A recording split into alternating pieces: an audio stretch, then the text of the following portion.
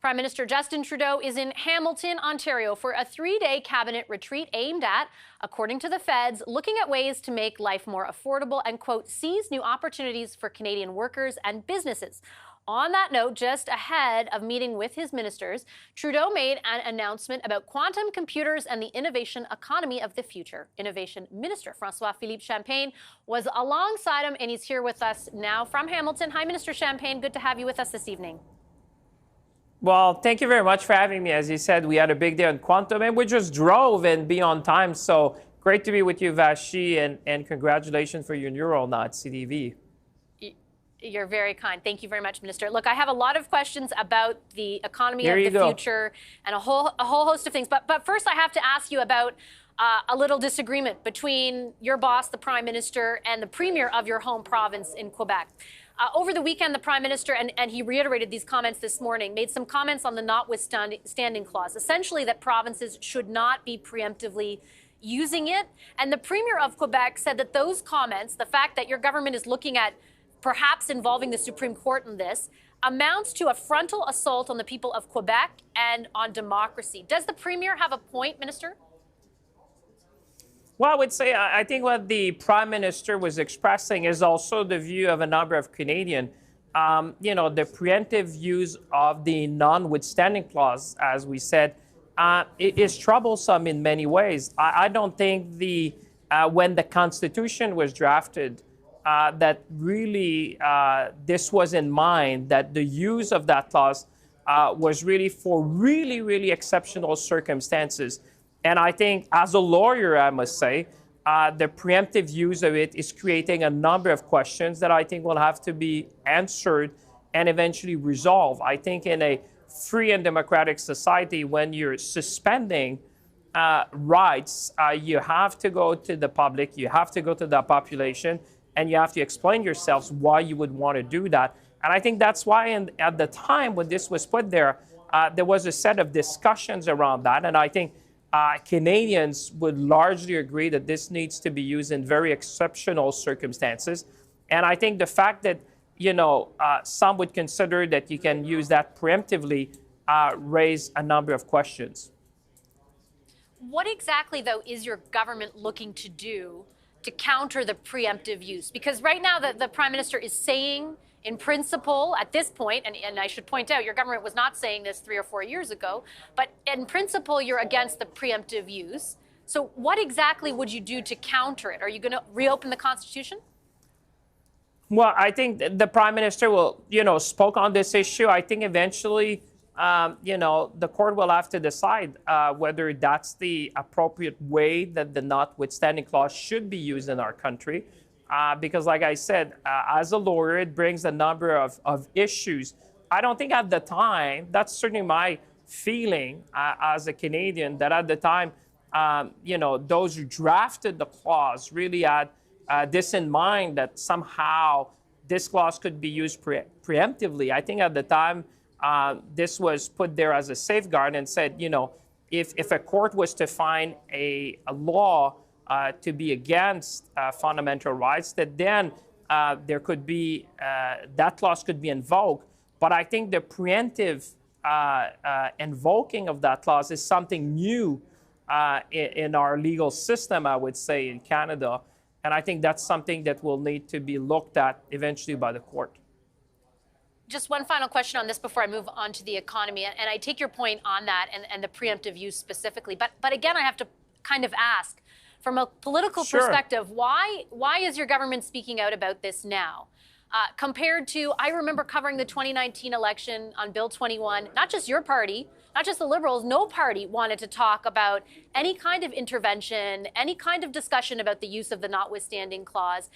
It's taken years to get to this point where it appears that your government thinks it's politically salient to do. Why now, and why did you wait?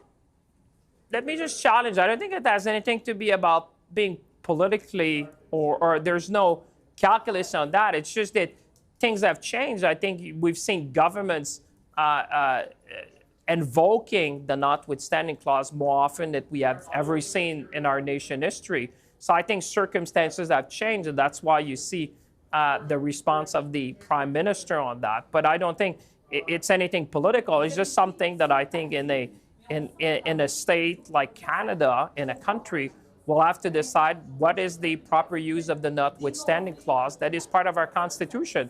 And I think this is really what will have to be eventually, I would think, debated and probably decided by the court. Okay, Minister, let me move on to the economy, because the announcement that you made this morning, it was $40 million to help a company build and commercialize a special quantum computer. And during that announcement, I listened very carefully to the way in which both yourself and the Prime Minister placed a high level of importance on kind of the innovation economy, the economy of the future.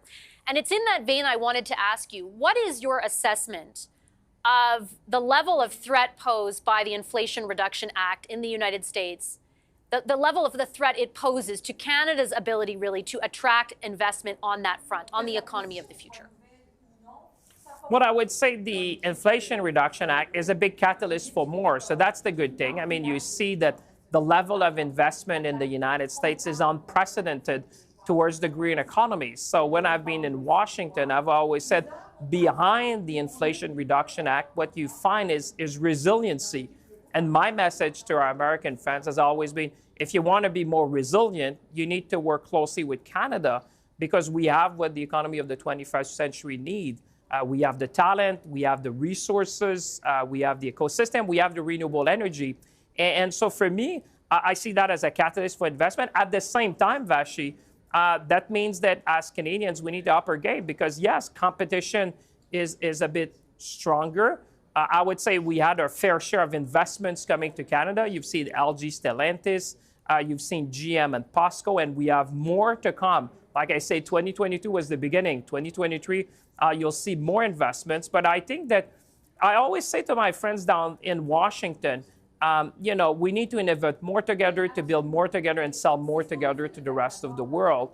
And in that context, I think the IRA is a catalyst. At the same time, that will require us to make sure that, competitiveness is a number of things that we'll need to work hard to make sure that we win some of these investments. But I would say so far, so good. Bloomberg has ranked Canada second in the world when it comes to our battery ecosystem, just slightly behind China, ahead of the United States. So I can tell you, I've never had as many phone calls from CEOs around the world who want to invest in Canada. At a time of a lot of uncertainty and unpredictability, Canada stands out in the world.